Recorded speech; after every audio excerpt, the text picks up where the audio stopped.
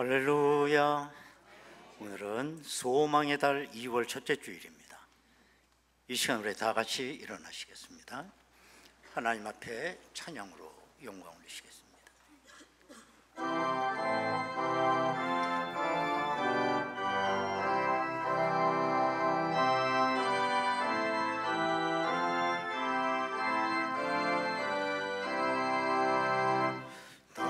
함께 주를 찬양하세. 주 같은 이가 어디 있을까. 주 앞에 찬양 드리니 주 성령이여 나를 도우사. 주 기뻐하실 노래 불러서 그 이름 찬양하게 하소서. 내 주여 나를 인도하사. 아버지 몸에 살게 하시고 주 성령 내 행실 살피사. 내 맘과 뜻을 주관하시고 주 성령 내 맘 열어주시사. 참 평화 간직하게 하소서. 주 성령 나를 감화하사. 새 노래 나의 맘에 솟으니 참되고 간절한 기도로 다 주께 영광 돌려보내고 주 성령 내 맘 열어주시사. 내 주를 찬양하게 하소서. 말할 수 없는 탄식을 내 진이 간구하시는 주 성령 날 항상 돕나니. 이 천한 몸은 주의 것이며 주님의 기어리을 차임은 나 밝히 알게 하여 주소서.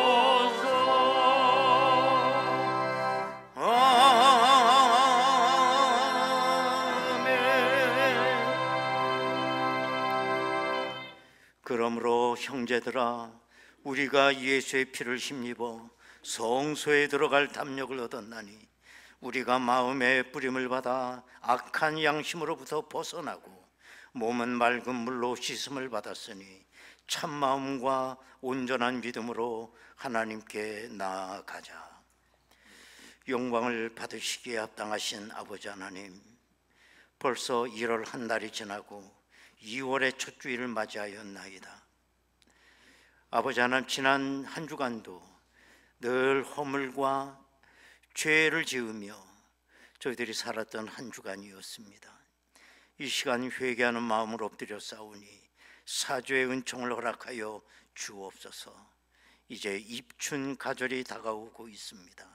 우리의 심령에도 뜨거운 성령의 바람이 불게 하여 주옵소서. 이 예배가 하나님 앞에는 영광이고 저희들에게는 한없는 은혜의 시간이 되기를 원하오며 예수님의 이름으로 기도드리옵나이다. 아멘. 이제 다 같이 신앙 고백하오니 나는 전능하신 아버지 하나님, 나는 그의 유일하신 아들 우리 주 예수 그리스도를 믿습니다. 그는 성령으로 잉태되어 동정녀 마리아에게서 나시고 본디오 빌라도에게 고난을 받아 십자가에 못 박혀 죽으시고 장사된 지 사흘 만에 죽은 자 가운데서 다시 살아나셨으며 하늘에 오르시어 전능하신 아버지 하나님 우편에 앉아 계시다가 거기로부터 살아있는 자와 죽은 자를 심판하러 오십니다. 나는 성령을 믿으며 거룩한 공교회와 성도의 교제와 죄를 용서받는 것과 몸의 부활과 영생을 믿습니다. 아멘.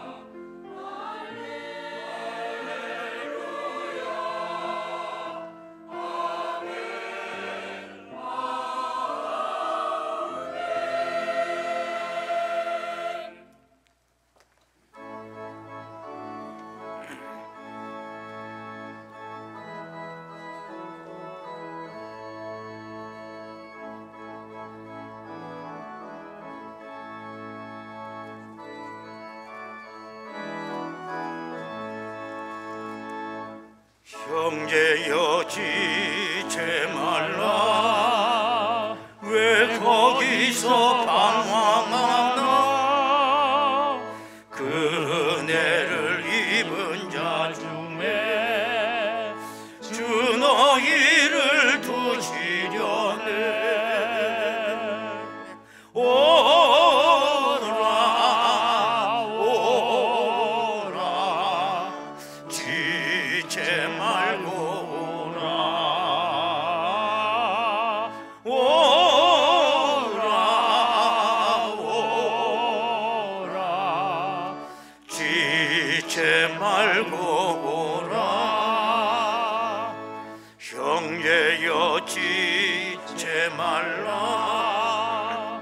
내 몸과 맘 드리오라 주 예수께 구원이 있고 또 영생할 길이 있네 오라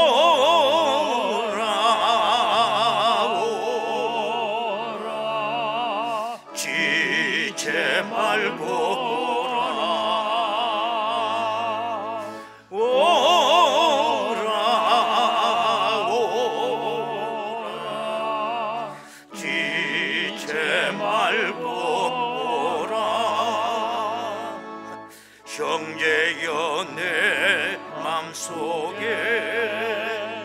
늘 성령이 권하시네 왜 주님의 구원을 떠나 죄 가운데 살려 하나 오라 지체 말고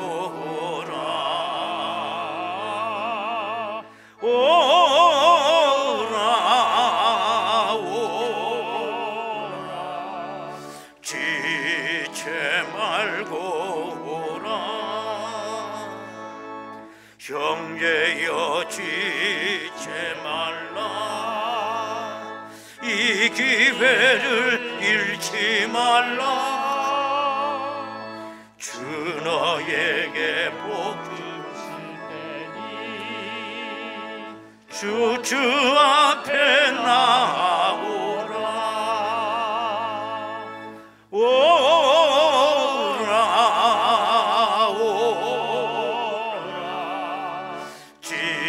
지체 말고 오라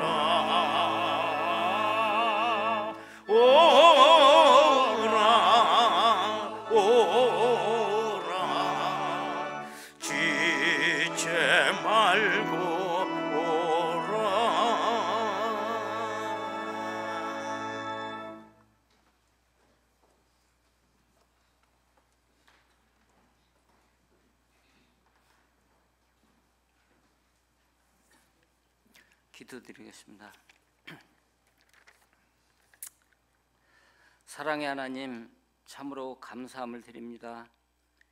2024년 한 해를 잘 마무리할 수 있도록 함께해 주시고, 또한 설 명절을 통하여서 새로운 한 해를 주심에 참으로 감사함을 드립니다. 지나가는 한 주간은 우리에게 설이라는 고유의 명절로 함께해 주셔서 바쁘고 지친 일상에서 잠시 쉴 수 있는 휴식을 주심에 감사함을 드립니다. 정신없이 달려왔던 일상을 잠시 내려놓고 지나가는 삶을 뒤돌아보면서 부모, 형제, 일가 친척들도 만나서 아름다운 교제 시간을 가질 수 있도록 함께해 주심에 참으로 감사함을 드립니다. 이제 긴 연휴를 마치고 일상으로 돌아가려 합니다. 새롭게 시작하는 한 해 또한 우리가 잘 설계하여서 알차고 보람 있는 2025년을 보낼 수 있도록 늘 함께하여 주시옵소서. 고촌중앙교회를 사랑하시는 주님, 일찍이 하나님의 큰 뜻이 계셔서 아름다운 성전이 세워질 수 있었고, 이 시간까지 은혜 가운데 지켜주심에 참으로 감사함을 드립니다. 많은 어려움과 시련이 있었지만 복음의 말씀으로 저희들 든든히 성장시켜 주시었고, 이제는 이 지역에 정말 없어서는 안 될 노아의 구원의 방주 역할을 잘 감당할 수 있도록 도와주심에 감사함을 드립니다. 주님 오시는 날까지 서로 돕고 사랑하며 구원의 등불을 높이 밝히는 우리 고촌 중앙교회가 될 수 있도록 함께하여 주시옵소서. 이 나라 대한민국을 사랑하시는 주님, 참으로 혼란스럽고 흑암의 세력이 지배하고 있는 우리나라를 생각할 때 참담한 마음을 금할 길이 없습니다. 국민의 뜻에 의해 움직여야 하는 정치인들은 공존보다는 경쟁을 일으키며 서로 혼란한 상황을 야기시키기에 여념이 없습니다. 이로 상처받은 우리 국민들의 마음을 주님의 손길로 위로하여 주시옵소서. 이제는 모세와 같은 위대한 지도자가 필요한 때입니다. 용맹스럽고 전술에 능했던 다윗과 지혜로웠으며 모두에게 공평했던 솔로몬과 같은 대통령이 절실히 필요한 대한민국입니다. 나라가 흔들거리는 이 상황을 하루빨리 진정되어서 우리 모두 뿐만 아니라 타국에서도 인정받을 수 있는 멋진 대한민국이 될 수 있도록 함께하여 주시옵소서. 최근 유행처럼 번져난 독감과 아직 끝나지 않은 코로나라는 질병 속에서 고통받고 있는 백성들에게도 하나님의 자비의 손길로 치유받기를 원합니다. 고촌 중앙교회를 사랑하시는 주님, 이 시간 담임 목사님을 통하여서 주님께서 주시는 말씀을 듣고자 합니다.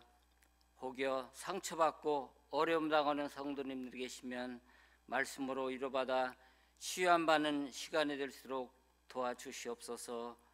많은 기도의 제목을 가지고 응답받기를 원하는 성도님 또한 이 시간 말씀을 통하여 해결함 받을 수 있도록 함께하여 주시옵소서. 늘 지혜 말씀으로 우리를 양육하시는 우리 목사님 또한 건강으로 잘 지켜주셔서 고촌 중앙교회를 더 단단하게 이끌어 나갈 수 있는 힘과 은혜를 복돋아 주시옵소서. 천사들의 찬양 받으시기를 기뻐하셨던 하나님, 이 시간 예루살렘 성가대가 믿음으로 준비하는 찬양을 올려드립니다.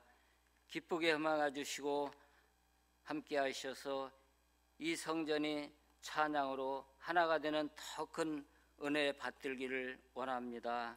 또한 해외에서 선교하시는 선교사님들의 건강 또한 지켜주시고 그곳에서도 날로 구원받는 영혼들이 넘쳐날 수 있기를 소망합니다.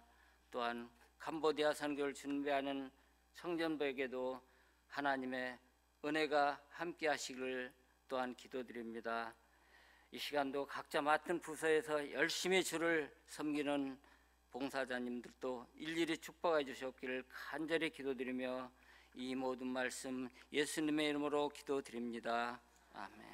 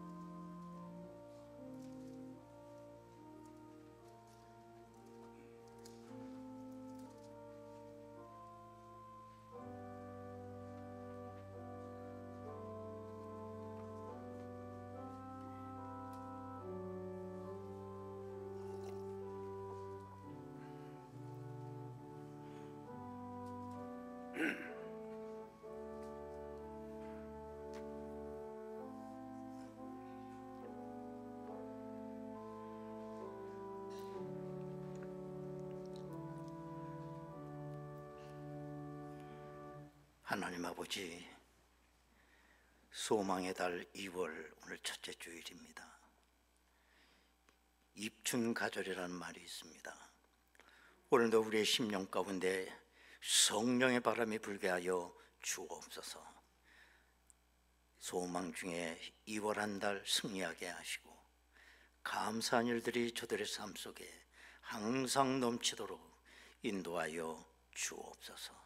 귀한 예물 흠양하옵시고 갈멜산 엘리야 제단에 불을 내리신 것처럼 놀라운 하늘의 불의 응답이 저들 삶 가운데 있게 하옵소서.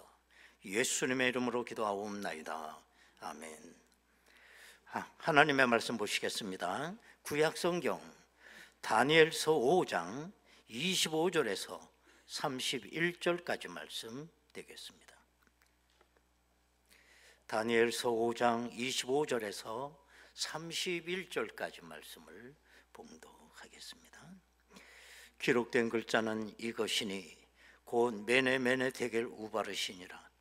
그 글을 해석하건대 메네는 하나님이 이미 왕의 나라의 시대를 세워서 그것을 끝나게 하셨다 하며, 데겔은 왕을 저울에 달아보니 부족함이 보였다 하며, 베레스는 왕의 나라가 나뉘어서 메대와 바사 사람에게 준 바 되었다 함이니이다 하니, 이에 벨사살이 명하여 그들이 다니엘에게 자주색 옷을 입히게 하며 금 사슬을 그의 목에 걸어주고 그를 위하여 조서를 내려 나라의 셋째 통치자로 삼으니라. 그날 밤에 갈대아 왕 벨사살이 죽임을 당하였고 메대 사람 다리오가 나라를 얻었는데 그때에 다리오는 62세였더라. 아멘.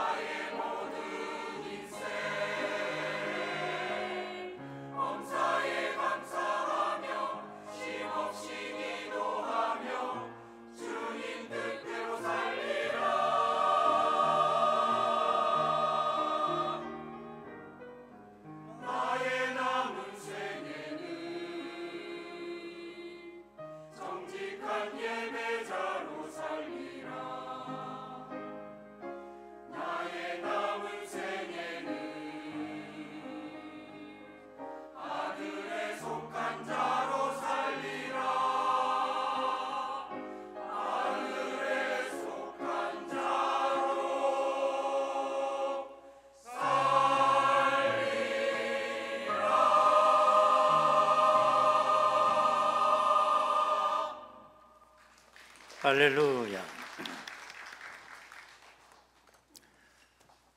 우리가 여름이 되면 가끔 집중호우가 오는 바람에 하천이 범람이 되고 많은 것들이 떠내려가는 모습들을 볼 때가 있습니다.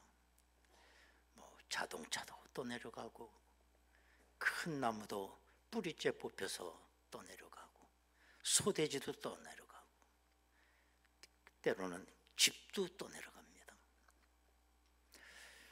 그런데 우리 인생에도 집중호우가 낼 때가 있습니다.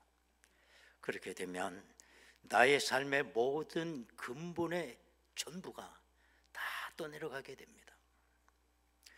오늘도 본문에 보면 떠내려간 한 사람을 보여주고 있습니다.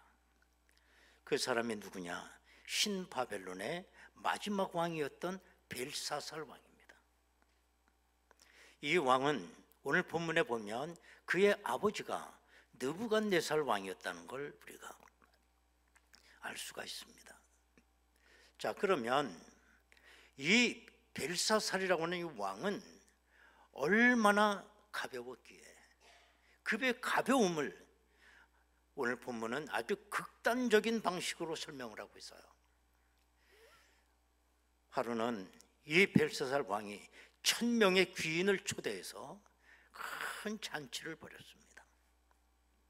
왕이 잔치를 열었다고 하는 거 시비 걸 일이 아니죠. 국정을 하다 보면 얼마나 잔치 벌 일이 많았겠어요. 그게 문제가 되는 게 아니에요.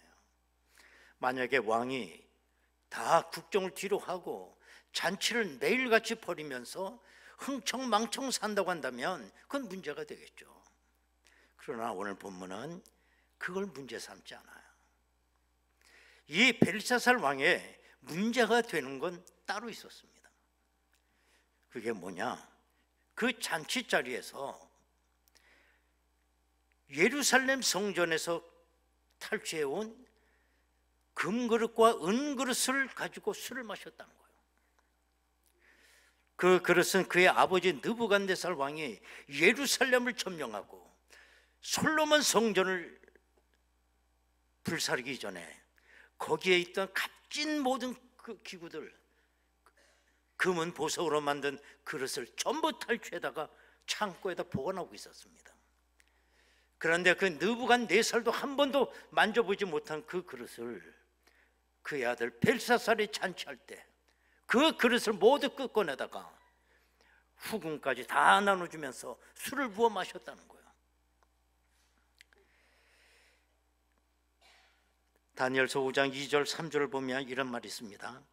벨사살이 술을 마실 때에 명하여 그의 부친 느부갓네살이 예루살렘 성전에서 탈취하여 온 은 그릇을 가져오라고 명하였으니 이는 왕과 귀족들과 왕후들과 후궁들이 다 그것으로 마시가려 함이었더라. 이에 예루살렘 하나님의 전 성소 중에서 탈취하여 온 금그릇을 가져오매 왕이 그 귀족들과 왕후들과 후궁들과 더불어 그것으로 마시더라. 이것이 벨사살의 아주 치명적인 약점이었어요. 벨사살은 거기서 끝나지 않았습니다. 술에 취해서 우상들을 찬양했습니다. 하나님의 그릇에서 술을 마시고 우상을 찬양했다는 거예요. 4절을 한번 보겠습니다. 그들이 술을 마시고는 그 금, 은, 구리, 쇠, 나무, 돌로 만든 신들을 찬양하니라. 그런데 그 잔치 속상에 깜짝 놀랄 만한 일이 생깁니다. 어떤 일이냐? 왕궁 촛대 전 맞은편 석회벽에 손 하나가 나타나더니 거기다가 글을 쓰는 것이었어요. 자중에 그 참석한 모든 사람들이 그 모습을 보고는 얼음장같이 다 얼어버린 거예요. 물론 벨사살도 그 모습을 바라보며 기절하듯이 사시나무들씩 떨었습니다. 5절 6절을 보면 그때 사람의 손가락들이 나타나서 왕궁 촛대 맞은편 석회벽에 글자를 쓰는데 왕이 그 글자 쓰는 손가락을 본지라 이에 왕의 즐기던 얼굴빛이 변하고 그 생각이 번민하여 넓적다리 마디가 녹는 듯하고 그의 무릎이 서로 부딪힌지라. 얼마나 무서웠겠습니까? 우리가 이제 영상을 하나 보겠는데, 저 그림은 렘브란트라고 하는 화가가 그린 벨사살 왕의 잔치라고 하는 그림입니다. 돌아온 탕자와 더불어 그 렘브란트의 아주 걸작 중에 하나죠. 저기 보면 저 벨사살 왕이 공포에 떨린 저 얼굴 표정을 너무너무 이 렘브란트 화가는 리얼하게 그렸어요. 정말 불세출의 천재 화가다운 것입니다. 뭐 참고적으로 말씀을 드리면, 혹시 여러분들 가운데 사진에 관심 있는 분이 계세요? 그러면 렘브란트가 그린 그 작품을 다 한번 세밀하게 감상해 볼 필요가 있어요. 여기는 렘브란트로만 사용하는 그 빛의 각도가 있어요. 그걸 사진에서는 렘브란트 광선이라고 아주 이름을 붙인 겁니다. 사진의 기본이에요. 저 광선을 이해한다는 거. 꼭 해보세요.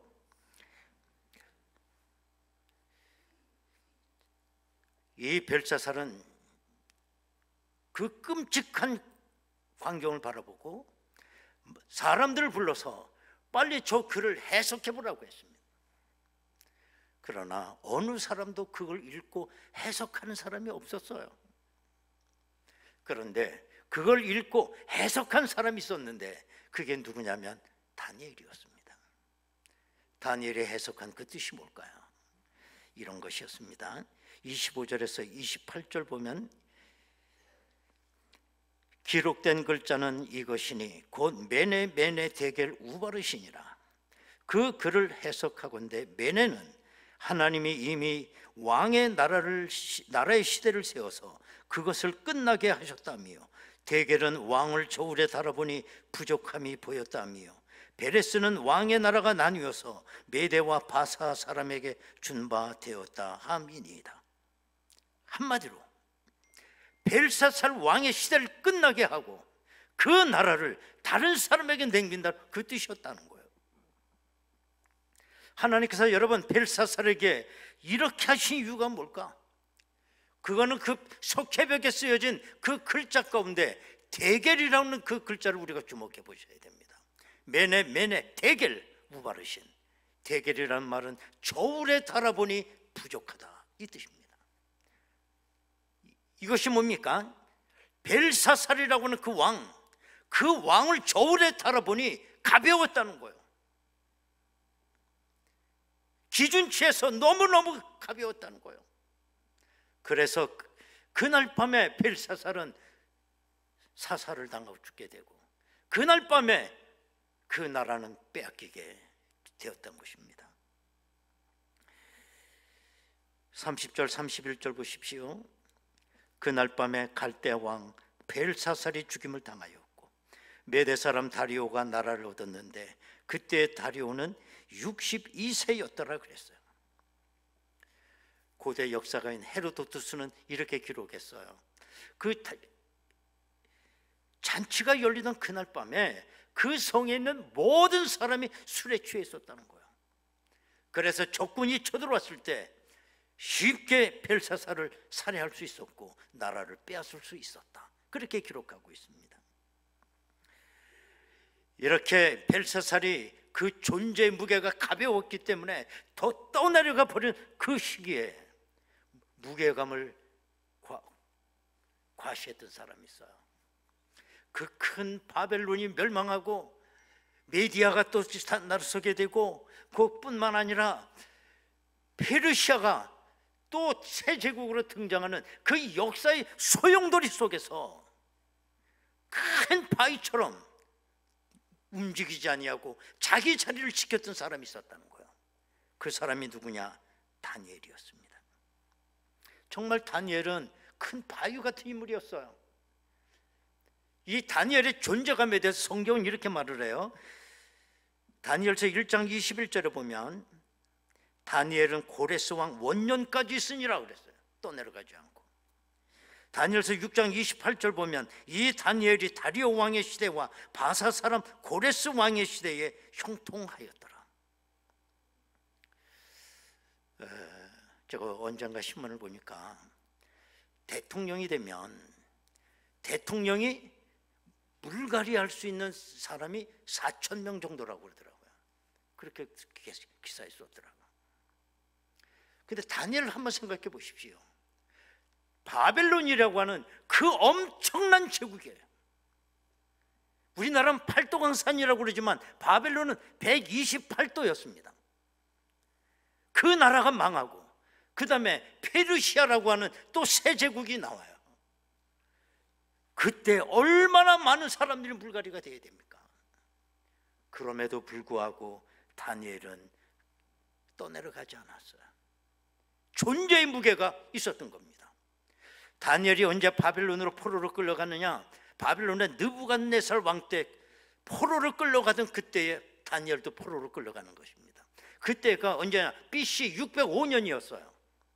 그리고 그 느부갓네살이 죽고 그의 아들 벨사살이 그 다음에 왕이 되고 그 다음에 그 나라가 빼앗기고 새로 페르시아 고레스 왕이 다시 통치하던 그 시기가 언제냐? BC 539년이에요. 그 어간에게 60년 세월이 지나는 겁니다. 짧은 세월이 아님에도 불구하고 그렇게 요동치는 국제 정세 속에서 다니엘이 건재했다는 거예요. 새로운 왕들이 있을 때마다 이 다니엘의 존재 가치를 알았습니다. 그래서 언제나 그 높은 자리에 중용을 해요. 이게 다니엘의 모습이었습니다. 여러분, 오늘 사는 우리 모두 나의 존재의 무게는 과연 얼마나 될까? 바람에 나는 겨와 같은 것일까요? 아니 큰 바위와 같은 것일까요? 여러분들이 몸무게를 줄이기 위해서 다이어트를 하는 건 굉장히 바람직한 얘기예요. 그런데 영혼의 무게는 반대입니다. 무거울수록 좋은 것입니다. 그렇다면 영혼의 무게를 더하는 비결이 뭘까? 우리가 비행기를 타고 외국에 가다 보면 우리가 짐을 이제 꾸리게 되는데 가방을 열어놓고 이것저것 갖다 다 집어넣어요. 혹시나 해서 또 집어넣고 이것도 필요할지 몰라 긁고 대놓고 막상 가보면 반도 사용 안 해. 그리고 공항에 와서 보면 항공사마다 다 제한 킬로그램이 다르잖아요. 재보면 항상 오바야. 그래서 흔히 볼 수 있는 게 뭐냐? 그 사람 많은 공항 대합실에서 가방 다 열어놓고 그거 또 골라내고 또 재보면 또 넘어 또 갈라내고. 우리는 그 짓 하고 있어요. 상식적으로 비행기 캐리어 짐은 딱 70% 정도만 채워야 돼요. 왜? 계속 짐이 늘어날 가능성이 많으니까. 이렇게 짐을 넣으면 무거워지는 것이고 짐을 빼면 가벼워지는 건 상식이에요. 그런데 영혼의 경우는 반대라는 거예요. 영혼은 집어넣으면 넣을수록 가벼워지는 겁니다. 영혼의 무게는 반대로 빼면 뺄수록 무게가 무거워지는 거예요. 벨사살 왕이 그 바벨론 제국을 다스렸지만 왜 저울에 달아보니 무게가 나가질 않았느냐? 그 얘기는 뭡니까? 너무 많이 집어넣은 겁니다. 인생에. 바벨론의 그 나라를 통치자이기 때문에 모든 권력을 다 집어넣은 겁니다. 그가 머리에 쓴 금은 왕관은 얼마나 무거웠겠습니까? 바벨론의 그 모든 재산은 다 벨사살 겁니다. 그것도 부족해서 하나님 성전에서 가져온 금그릇 은그릇에다 술을 부어 마시는 교만까지 얹어버렸어요. 그런데 그 다니엘을 하나님이 다 저울에 달아보니 바람에 나는 겨와 같이 가벼웠다는 거예요. 22절에서 24절 보면 다니엘이 이렇게 벨사살을 책망합니다. 벨사살 왕이여, 왕은 그의 아들이 되어서 이걸 다 알고도 아직도 마음을 낮추지 아니하고 도리어 자신을 하늘의 주제보다 높이며 그의 성전 그릇을 왕 앞으로 가져다가 왕과 귀족들과 왕후들과 후궁들이 다 그것으로 술을 마시고 왕이 또 보지도 듣지도 알지도 못하는 금, 은, 구리, 쇠와 나무, 돌로 만든 신상들을 찬양하고 도리어 왕의 호흡을 주장하시고 왕의 모든 길을 작정하시는 하나님께는 영광을 돌리지 아니한지라. 이러므로 그의 앞에서 이 손가락이 나와서 이 글을 기록하였나이다. 정말 벨사살은 다니엘의 말대로 더하면 더할수록 가벼워졌다는 거예요. 그러나 다니엘은 그 반대였습니다. 다니엘은 모든 것을 비웠습니다. 그가 그렇게 높은 60여 년 세월 그런 출세의 가도를 달린 삶을 살았지만 자기가 모든 걸 할 수 있다고 하는 자신감을 다 버렸어요. 높은 자리에 있었지만 결코 교만하지 않고 다 갖다 자리를 비웠어요. 다니엘이라고 하는 그 이름 뜻은 하나님이 나의 재판장, 이런 뜻입니다. 모든 것이 마지막 판결자는 하나님이라는 걸 알고 있었어요. 내가 아무리 옳은 일을 했고 큰 일을 했다고 하더라도 심판자 되시는 하나님이 아니라고 하면 아닌 겁니다. 그건. 때문에 다니엘은 목소리를 내지 않았어요. 다 마음을 비우고 또 비웠습니다. 그리고 그 빈자리에 하나님으로 채웠습니다. 때문에 이 다니엘은 수많은 정권이 바뀌며 세월이 가도 그는 흔들리지 않았어요. 왜? 존재의 무게 때문인 것입니다. 우리가 사도 바울을 잘 알고 있습니다. 바울은 정말 유대 사회에서는 다 총망받는 사람이었습니다. 최고의 바리새인이었습니다. 그래서 이 바울도 자기 자신을 자랑할 게 있다고 그러지 않습니까?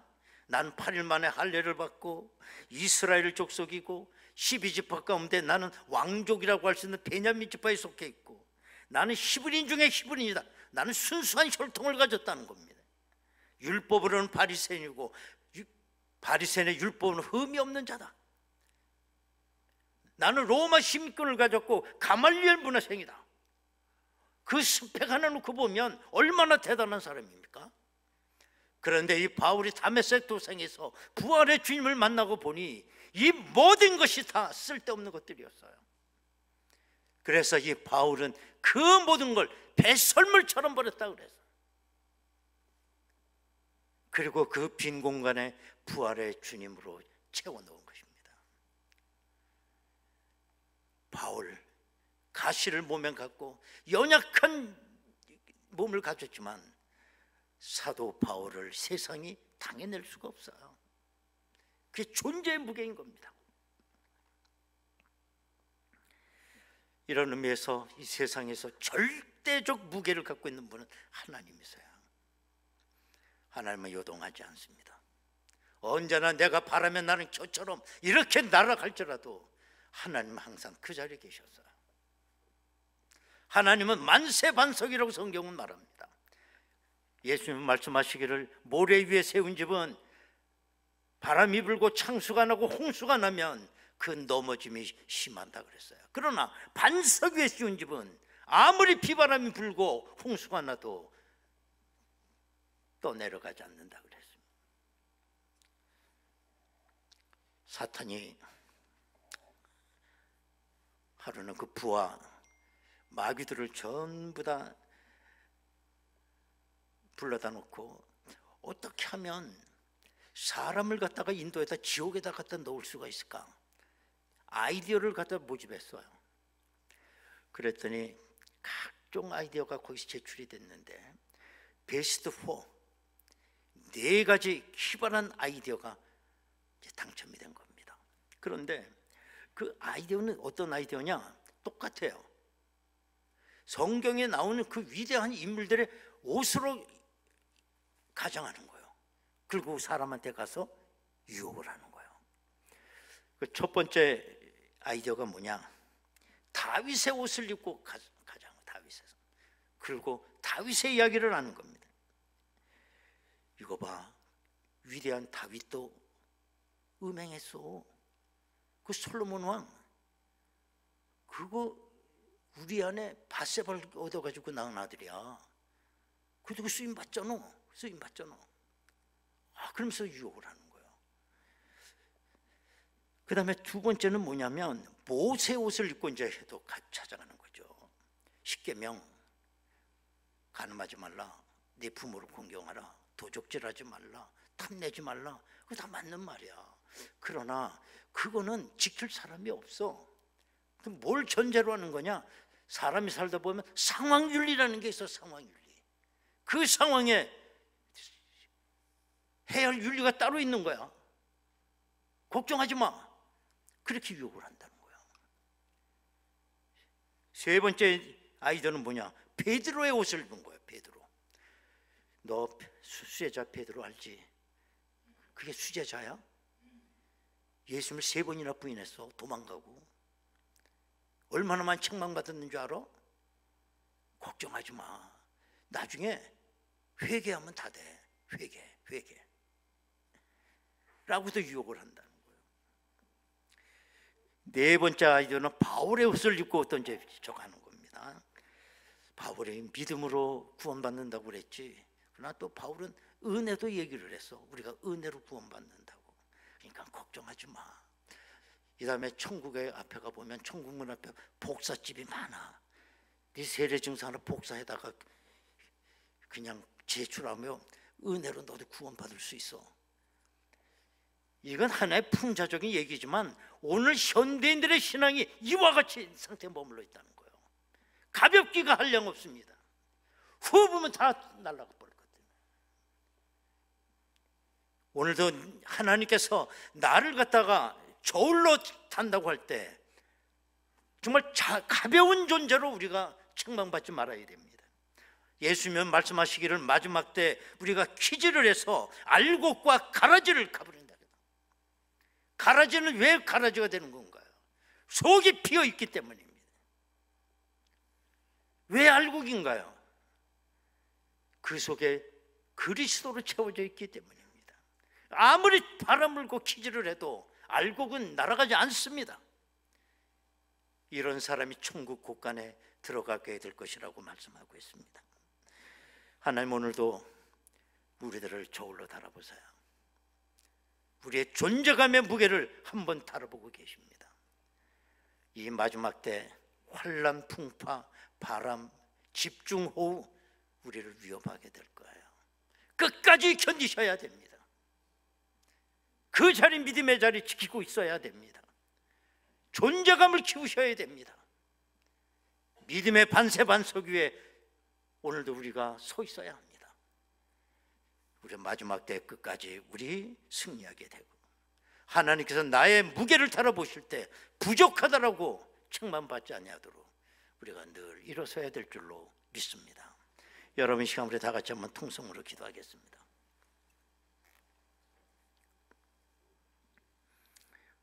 마지막 때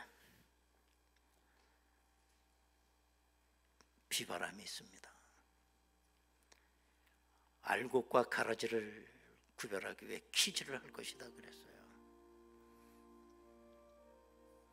세상의 것 아무리 뒤집어 써도 더하면 더할수록 가벼워지는 거예요.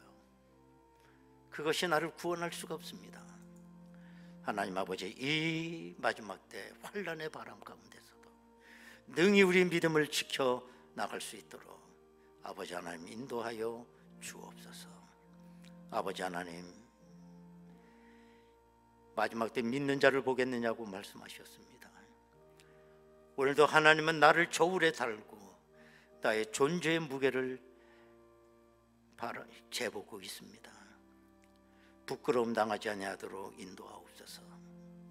환란의 바람이 불어올 때, 내 인생의 집중호우가 쏟아질 때 떠내려가지 않게 하시고 바람에 나는 겨처럼 날아가지 않게 하옵소서. 믿음의 반세반석 위에 굳게 서게 하옵소서. 다 같이 통성으로 기도하겠습니다. 은혜로우신 아버지 하나님, 감사합니다. 마지막 때를 살아가고 있습니다. 환란의 바람이 있습니다. 폭풍우가 쏟아집니다. 집중호우가 우리가 인생에 내립니다.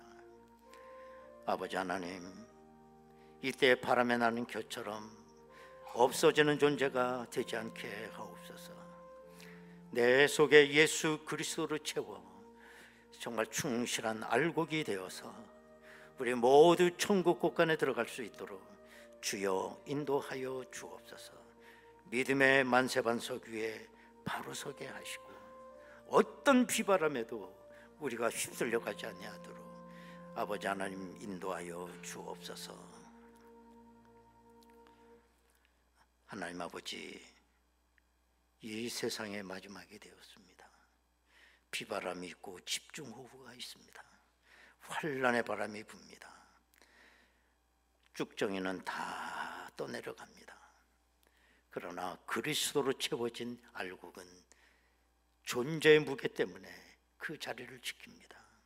아버지 하나님, 내가 천국 곳간에 들어가는 그날까지 아버지 하나님, 오늘도 우리의 존재의 무게가 아버지 하나님 늘 믿음의 반세반석 위에 설 수 있도록 주여 인도하여 주옵소서.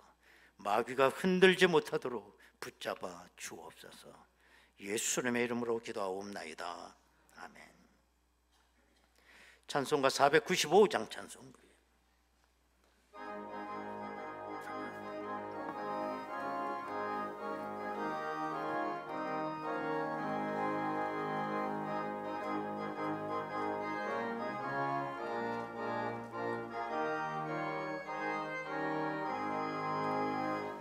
익은 곡식 거둘 자가 없는 이때에 누가 가서 거둘까? 내가 어찌 게으르게 앉아 있을까? 어서 가져와 밭으로 보내주소서, 보내주소서. 제단 숲을 내 입술에 대니 어찌 주저할까? 주여 나를 보내주소서. 주가 두루다니시며 일꾼 부르며 따르는 자 적도다. 보라, 주의 사랑하는 익은 곡식을 어서 거두러 가자. 보내주소서, 보내주소서. 제단 숲을 내 입술에 대니 어찌 주저할까? 주여 나를 보내주소서. 주가 나를 부르시니 언제 어디나 기뻐 가서 일하리. 주가 명령 내리실 때 능력 받아서 기뻐 거두리로다. 보내주소서, 보내주소서. 제단 숲을 내 입술에 대니 어찌 주저할까? 주여 나를 보내주소서.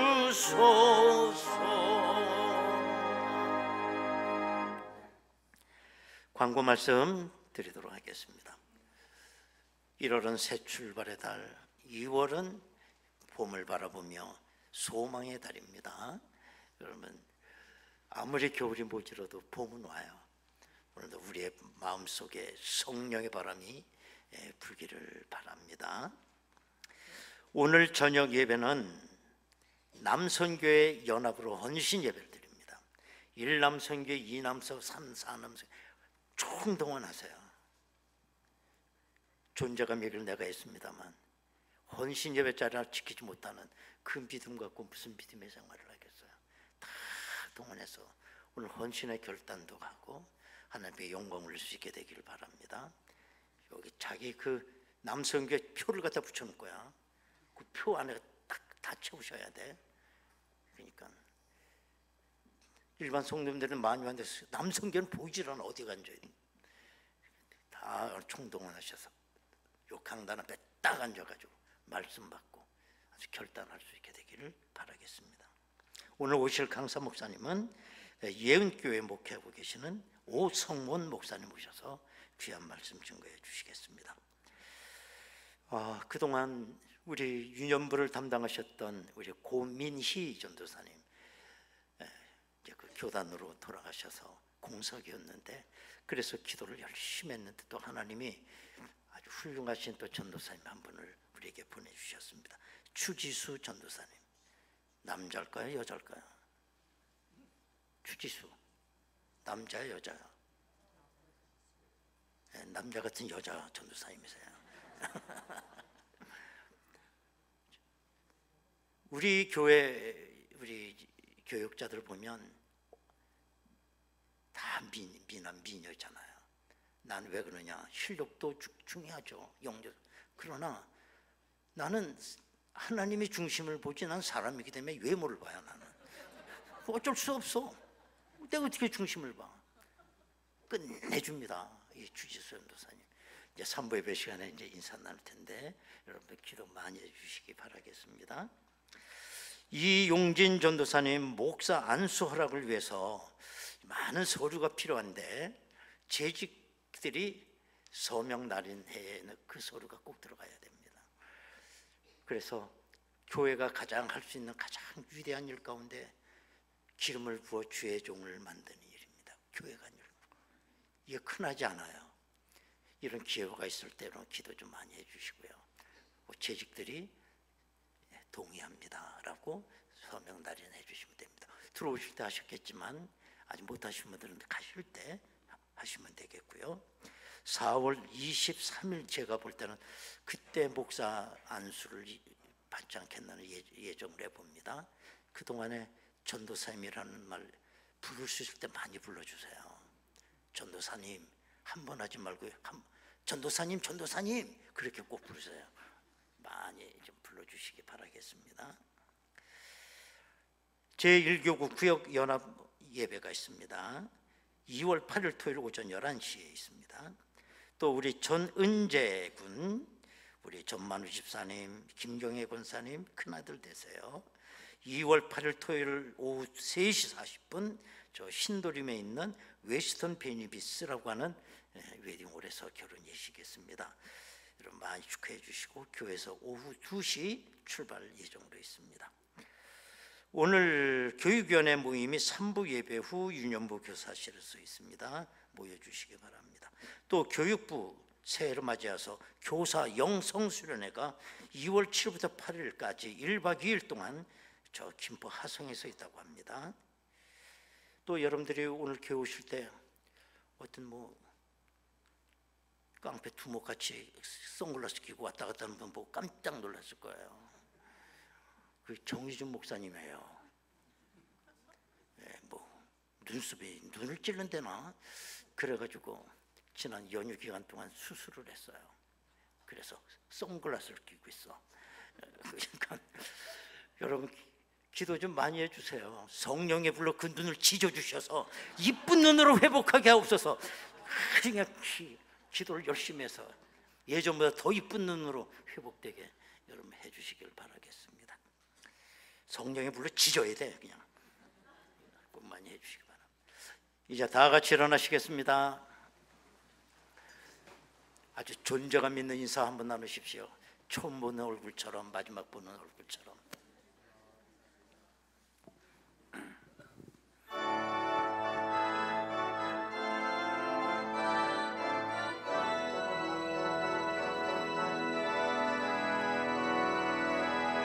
주님 당신 사랑의 빛 어둠 가운데 비추소서. 세상의 빛 예수 우리를 비추사 당신의 진리 우리를 자유케 비추소서.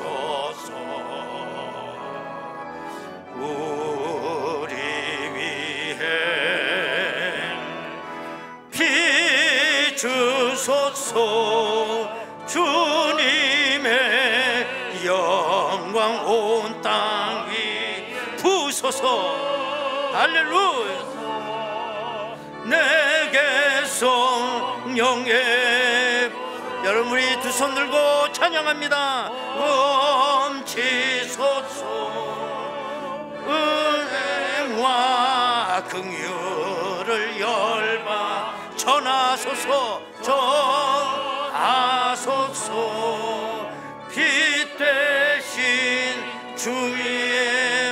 말씀 빛 대신 주의 말씀 주의 빛 비추어 주소서.